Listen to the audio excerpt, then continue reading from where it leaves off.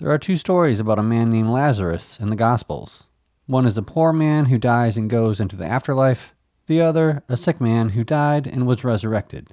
But are these two men connected? The same man even? In today's video, I'll be taking a look at how the two stories share a common origin, yet ended up so different from each other. If you're not familiar with the stories, the story of the rich man and Lazarus, found in Luke 16:19 through 31, is told by Jesus about a wealthy man who lives in luxury, while a poor, sick beggar named Lazarus lies at his gate, longing for scraps of food. When both men die, Lazarus is carried to Abraham's side, while the rich man finds himself in torment in Hades. The rich man begs Abraham for relief and to warn his family, but Abraham explains that a great chasm separates them and that they had sufficient warning through the teachings of Moses and the prophets. The death and resurrection of Lazarus, found in John 11:1 through 44, tells the story of Lazarus, a close friend of Jesus, who becomes gravely ill and dies in the village of Bethany. His sisters, Mary and Martha, send for Jesus, but he arrives 4 days after Lazarus has died. At the tomb, Jesus prays to God and commands Lazarus to come out, and miraculously, Lazarus is raised from the dead, still wrapped in his burial clothes. There are some interesting parallels between the two stories. Obviously, there's a man named Lazarus in both stories. There is also a rich man in both stories, although this is not so obvious. The rich man is explicit in Luke, but in John, we first have to look at some clues. First, it says that Lazarus was in Bethany, and since Bethany is close to Jerusalem, property value would have been more expensive, thus making it more probable that Lazarus was wealthy. Furthermore, we can look at what it says about the tomb, that it was a cave. This is an unnecessary detail in the narrative, and in propaganda, unnecessary details indicate where the author was trying to change the narrative. In this case, it was the type of tomb that the author was trying to change. The author emphasizes that Lazarus was buried in a natural cave, rather than a more costly rock-cut tomb. This distinction is important because hand-carved tombs were expensive and typically indicated wealth. By describing it as a natural cave, the author avoids giving the impression that Lazarus was wealthy, or at least not as wealthy as someone who could afford a rock-cut tomb. Okay, so if John doesn't want us to know that Lazarus was wealthy, is Luke doing the same type of thing?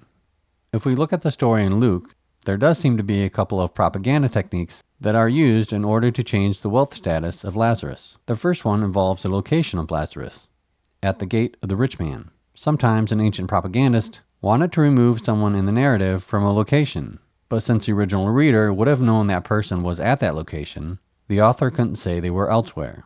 To get out of that conundrum, the author would place the person at the gate of the location.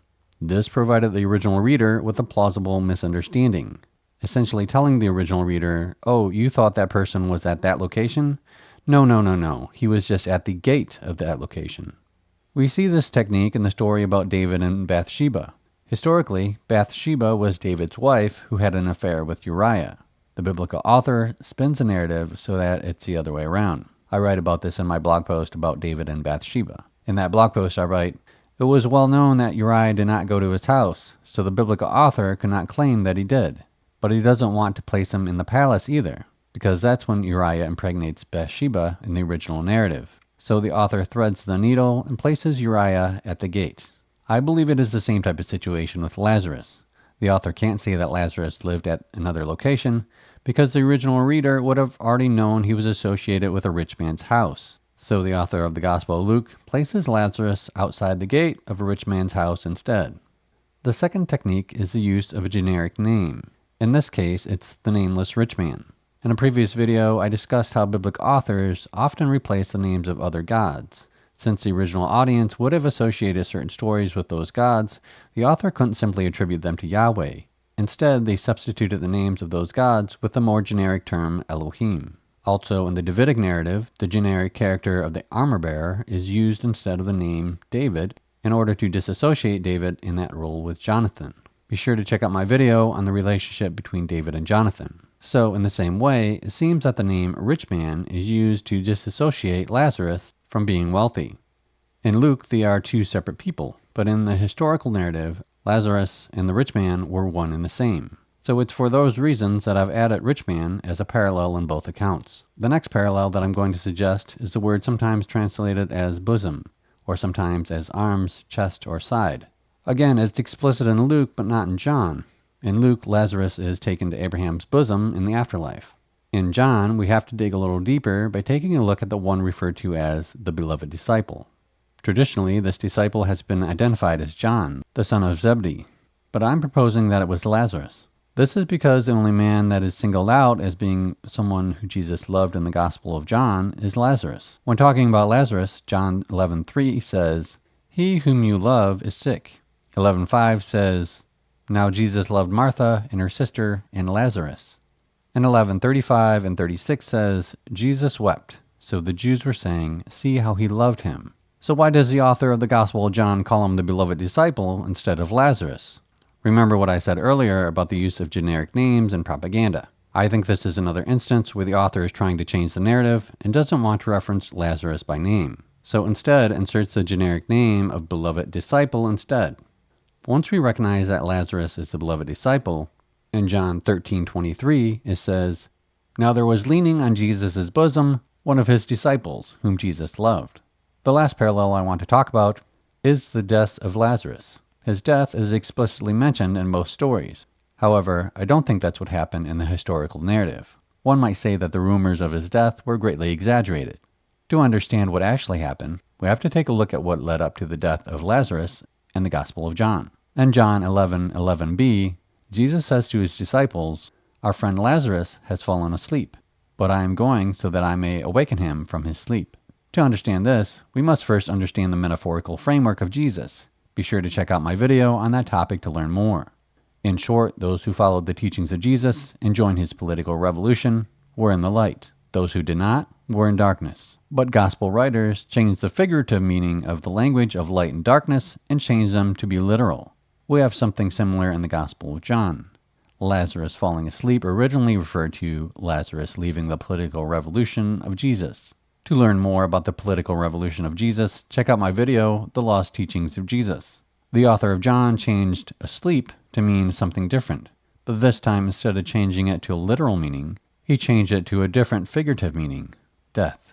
The author, knowing that the original reader may have understood sleep in a different figurative sense, uses the disciples to reinforce the meaning that he wants. In John 11:12-14, it says, "The disciples then said to him, 'Lord, if he has fallen asleep, he will come out of it.' Now Jesus had spoken of his death, but they thought he was speaking about actual sleep. So Jesus then said to them plainly, 'Lazarus died.'"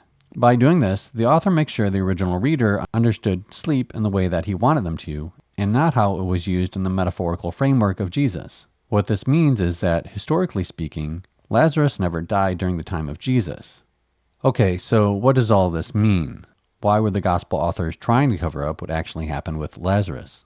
I'll try to sketch out what I think happened with the bits and pieces that I have currently. Historically speaking, Lazarus was more of a bad guy than a good guy when it came to Jesus. One clue is the amount of emphasis that is placed on how much Jesus loved Lazarus. In propaganda, points of emphasis are usually where the author was trying to change the narrative. Putting him in the bosom of Abraham and Jesus adds to this emphasis as well. This means that, historically speaking, Jesus did not love Lazarus. But why wouldn't Jesus love Lazarus?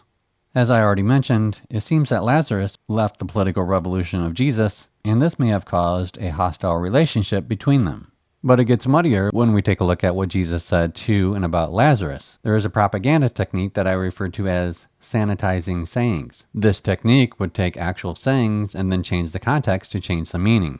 For example, if Joe told Bill, "You're a jerk," a propagandist might echo that statement and then add, "Then Joe said, haha, just kidding." By adding or changing the context in this way, the propagandist can change the narrative to better fit his agenda. And I think that is the case with some of the sayings of Jesus about Lazarus. Jesus said about Lazarus, "Unbind him and let him go." And if Lazarus was the beloved disciple, Jesus also said he is not to die. In the context of the Bible, Jesus said unbind him and let him go in regards to Lazarus' burial wrappings after his resurrection. Rather than Jesus outright saying Lazarus wouldn't die, the author manipulates the context by claiming Jesus never said he wouldn't die. Instead, the author presents Jesus as saying, "If I want him to remain until I come, what is it to you?" to subtly shift the interpretation. But what was the context of these sayings originally, historically? Did Jesus say these before Lazarus fell away?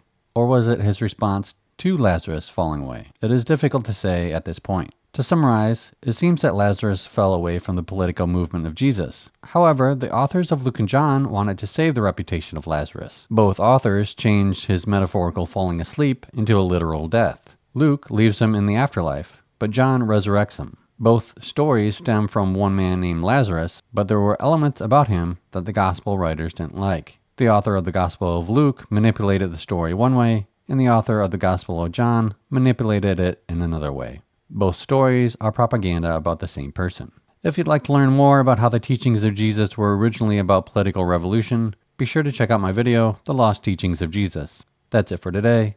Thanks for watching, and please like, share, and subscribe.